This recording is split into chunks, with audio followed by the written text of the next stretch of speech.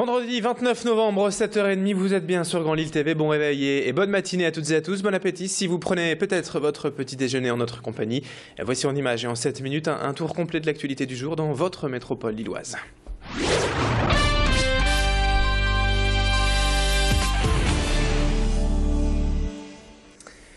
Et avant toute chose dans ce journal, attention si vous devez prendre la route depuis les Flandres, depuis Stenvoorde, Armentières, Bailleul pour rejoindre Lille par la 25. L'autoroute est coupée dans le sens de circulation Dunkerque vers Lille depuis 7 h ce matin. Accident corporel assez sérieux entre un poids lourd et 3 voitures ce matin au niveau d'Erquinghem-Lys. 2 blessés légers selon le CRIR.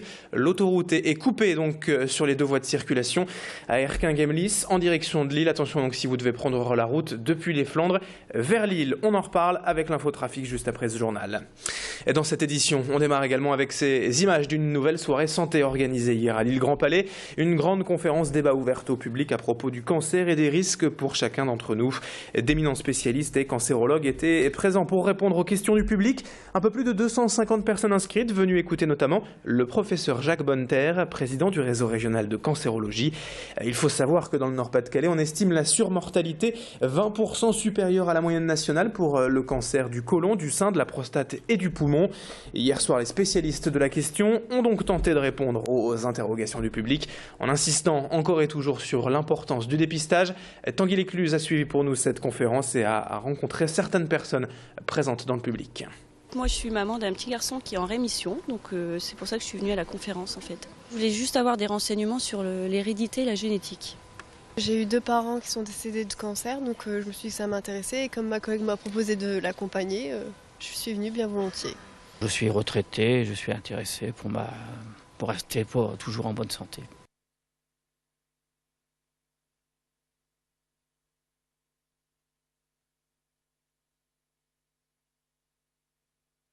Gérard Vignoble était donc jugé pour détournement de fonds publics et détournement de biens, ainsi que des pratiques abusives en sa qualité de maire.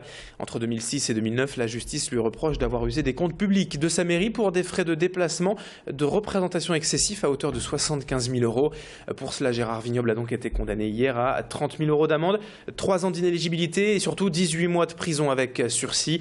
Absent de l'audience hier, le maire de Ouascal a tout de suite annoncé son intention de faire appel de cette décision et s'est dit atterré par le délibéré tout en promettant de s'expliquer prochainement. Elle était attendue, mais elle sera moins forte que prévu. La hausse du prix du tabac sera finalement de 20 centimes par paquet de cigarettes au 1er janvier prochain, au lieu des 40 centimes initialement annoncés par le gouvernement.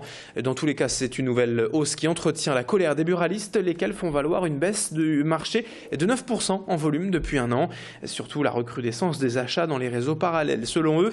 Alors avec cette hausse, la plupart des paquets de cigarettes devraient passer la barre symbolique des 7 €. Un tarif quand même 2 fois plus élevé qu'il y a 10 ans. En réaction, le président de la Fédération des buralistes du Nord est venu s'expliquer hier sur ce plateau en répondant à Alexandra Gossin. D'abord, au niveau affaires, nous demandons à nos buralistes de faire attention quand ils embauchent du personnel. Étant donné que le contexte actuel n'est plus favorable, il ne faut pas se cacher les yeux, on leur demande de faire très attention. Deuxièmement, on demande de bloquer les investissements. C'est-à-dire qu'ils faudront ne faire que des investissements obligatoires et non plus faire du superflu. Et troisièmement, on est avec nos avocats fiscalistes, on est en train de réfléchir pour faire des actions sur l'administration. 8h34 sur Grand Lille TV, on enchaîne avec toute autre chose et on se met l'eau à la bouche également avec la meilleure baguette de la région, issue de la boulangerie Instant Sucré à Leuzen. L'artisan boulanger a en effet remporté le 22 novembre dernier le concours de la meilleure baguette tradition de la région, un concours organisé par la Fédération de boulangerie-pâtisserie. Et après une 3e place encourageante déjà il y a 2 ans, le boulanger leuzennois obtient cette fois la consécration. Son secret, c'est un savoir-faire basé sur l'amour du métier, une farine d'une qualité exceptionnelle et aucun ajout d'additifs.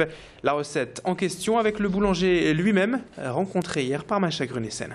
Du pain, de l'eau, du sel, de la levure et beaucoup de savoir-faire.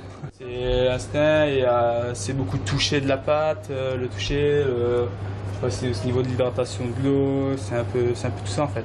Plus de savoir-faire, un peu plus encore, et plus de boulot et plus de la rage en fait, de vouloir gagner quand même, parce que finir 3e, on se dit quand même il y a une possibilité de finir quand même 1er, donc on a tout donné pour y arriver et cette année on y a réussi. Il faut déjà, comme une bonne tradition, il faut au plus max qu'elle soit bien croustillante, bien dorée. Et l'intérieur, il faut qu'elle soit belle, quoi, bien violée et brillante.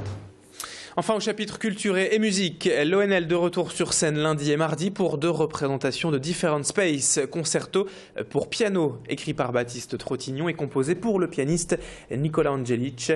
L'artiste est certes un musicien de jazz avant tout, mais il est aussi un grand connaisseur et amateur de musique classique. Son concerto se concentre autour d'influences de compositeurs russes ou américains du XXe siècle. Et en passant par de nombreuses références à la musique française, l'ONL jouera donc ce concerto Different Space lundi et mardi au Nouveau Siècle. Et dès ce soir d'ailleurs à Neu-les-Mines, rencontre avec le pianiste Nicola Angelic par Macha Grunessen. On a une grande chance de pouvoir déjà dialoguer avec la personne qui a écrit la partition. On peut poser des questions, on peut vraiment... Enfin, c'est une rencontre qui est très importante, voilà. C'est un travail, c'est une rencontre qui est fondamentale pour un musicien-interprète. Après, le fait de pouvoir créer une œuvre, c'est vraiment un travail passionnant, c'est une chose particulière, ça ne ressemble pas à d'autres choses qu'on peut faire. 7h36, fin de ce journal. Dans un instant, la météo et l'infotrafic, et notamment cette information, accident sérieux sur la 25 depuis les Flandres en direction de Lille à Erquinghem-Lys. L'autoroute est coupée à la circulation, on en parle dans un instant.